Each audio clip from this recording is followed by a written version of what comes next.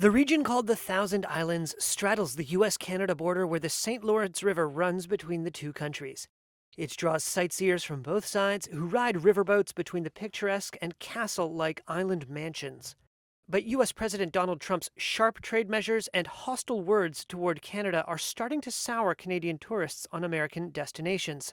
What we've noticed is a lot of our potential visitors, particularly on the Canadian side, they're quite angry. They're quite angry. They're quite hurt by what they see as policy and rhetoric that is attacking.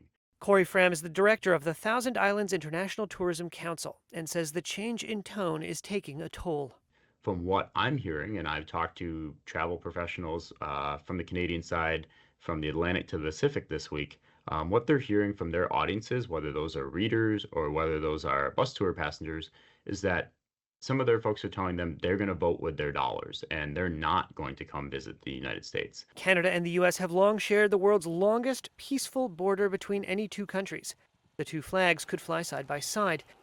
But now Fram says he has had to adjust his marketing. So what we have done is kind of pivoted to New York landmarks being shown to New York audiences, Canadian landmarks being shown to Canadian target audiences.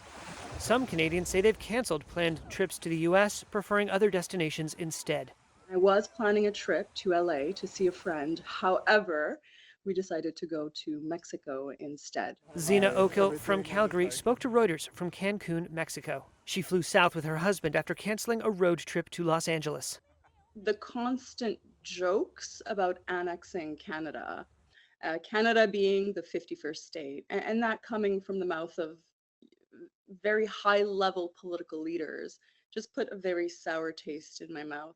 Travelers seem to be responding with their wallets. Flight data tracking firm Forward Keys reported new bookings to the United States from Canada have declined about 20% since February 1st, compared with the year-ago period.